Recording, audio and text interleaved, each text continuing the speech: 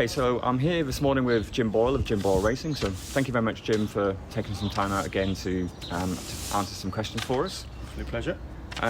First question would be, how did you first get into horse racing, please? First interest in horse racing probably came from one of my older brothers who ran the book at school.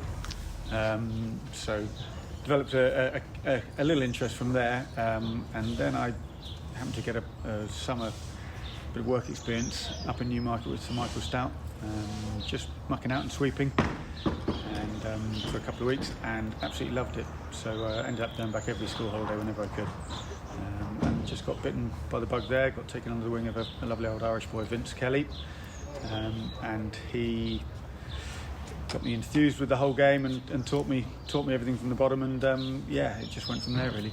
That's great. Could you tell us what a normal day would be like for you at the yard? Yeah, it's probably pretty standard for similar to many other yards. We start at 6:30 in the morning. The horses get fed and checked over. First lot would pull out at 7 o'clock. We muck out all the horses when they're out of their stables. So we have a head yardman, Gilly, and sometimes one other person stays in as well to give Gilly a hand, depending on how busy we are. And first lot will go out, as I say, at 7 o'clock. Generally back in by about 8. Second lot pull out about 8:15, 8:20. They'll come in done by 9, 10 past 9. And the lads will then go in for their breakfast. Then we'll have another 1 to 2 lots after that, along similar lines. The yards will get swept and hays and waters finished off. Horses fed again at lunchtime. Then there's a break in the afternoon, depending on runners and what have you. Staff back into evening stables where the horses get brushed off, feet picked out, usual evening stable duties, and then fed up at the end of the evening. And then, depending on time of the year, rugs put on then, or come back later, put rugs on later. And yes, that's a fairly standard routine for a racing yard, I'd suggest. It's a full-on day, isn't it? It's a full-on day, and obviously if we're racing it makes it even more full-on, particularly if you then go in evening meetings as well. So. Great. Can you tell us a little bit about what you love most about the job? I suppose there's quite a few aspects. Certain mornings when the sun's shining, you're up on the downs watching your horses working, and it's pretty much the best office you could be in, really. There's no thrill I can think of in any other job such as the thrill of seeing your horse cross the line first.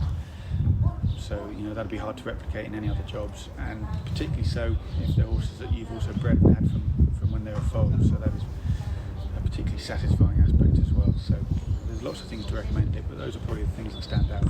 So one of the other items here would be, what do you see of the benefits of training here in Epsom? Epsom's got loads of benefits.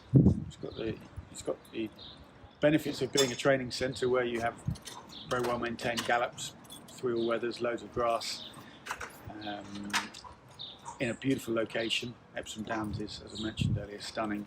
It's lovely places for horses to be trained and get them nice and relaxed. We see that quite often. Horses come from some of the bigger training centres that can be a little bit buzzy. Do tend to calm down and relax nicely after a while being in Epsom. The gallops used to cope with many more horses than are here currently. I think 700 odd horses back in the day. Now there's near 200 horses, so you're never queuing for a gallop. And as I say, you've got 3 all-weathers to choose from and plenty of grass gallops. So sport for choice there.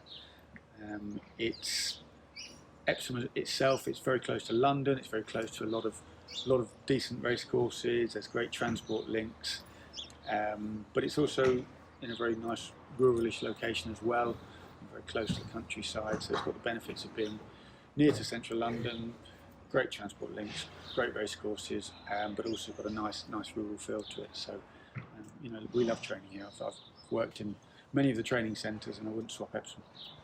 Okay.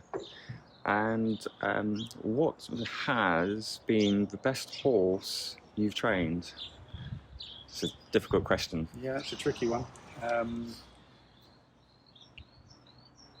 Probably in terms of raw ability, we had a horse for a couple of seasons called the Rectifier. He was a very decent horse. touched off in a route race, in a listed race by a nostril. I think when John Gosden's beat us on the line at Windsor, I think in a listed race, took us to Dubai, which was great fun. He was a very good horse. We've had lots of really special, talented horses over the years, and it's difficult to quantify.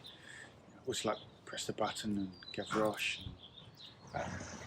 I wouldn't want to name a list because you'll end up missing out a few. But in terms of probably raw ability at the time, the Rectifier was as good as we've had probably. Okay. And going forward, can you give us a horse to follow for the rest of the season or into next season, maybe?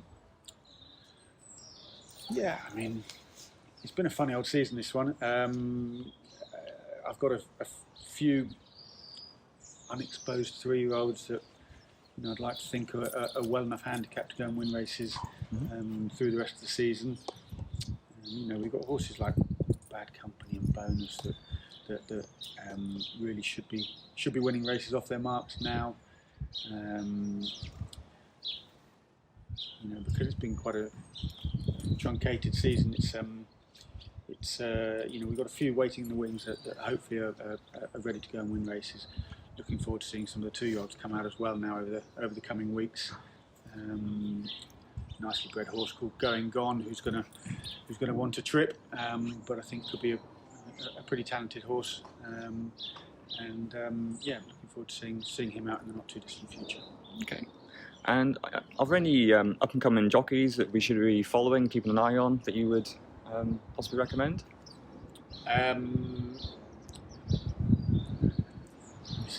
Again, a difficult question. Yeah, look, we have a nice school of jockeys who we tend to try and choose from. Obviously, Pat Cosgrave, Charlie Bennett, Rian Ingram. They're not. You wouldn't say they're up-and-coming jockeys now, although Rian is clearly a very talented £5 claimer and very good value for that £5. And it'd be nice to see her get a good few more rides. Obviously, she's just up the road. Virtually our neighbour, Roger Train's just a few doors up from us, and I'd love to see Rian get a few more opportunities. Great. And if you could have trained any horse, past or present, who would it be? Another tricky question. I suppose Franco would be too unoriginal. So there's lots of horses from my days back at Sir Michael Stout's in the 80s and early 90s that I could mention, but one horse after that really I've got a very soft spot for, and I think him winning the Arc was one of the most special races I've seen. Would be a horse called See the Stars. Okay. I thought he encompassed everything that you'd want in a racehorse, and we would have loved to have trained a horse like him. Okay. And going forward into 2021 and into the future, what are your training ambitions? Well, we've just recently got our planning permission finally after years and years of striving for it to knock down the old yard you can see behind you and build a brand new facility. So we're itching to get going with that, and that'll give us the springboard, I hope, to really propel ourselves into more horses and a better quality of horse going forward, and that's really what we're striving for. Excellent. Okay. And the last question that I have, anyway, is which race would you most like to win? That's the easiest question you've asked me all day. So it'd have to be the Derby. I mean, listen, it's not just saying that as an Epsom resident. It really is for me, it would be the pinnacle. It'd be lovely to have a runner to start with a going there with some sort of a chance, but to win it would be the crowning glory. I could die happy. Right, that's great, and thank you very much for your time today, and Pleasure. Thank you, Jim. Thank you.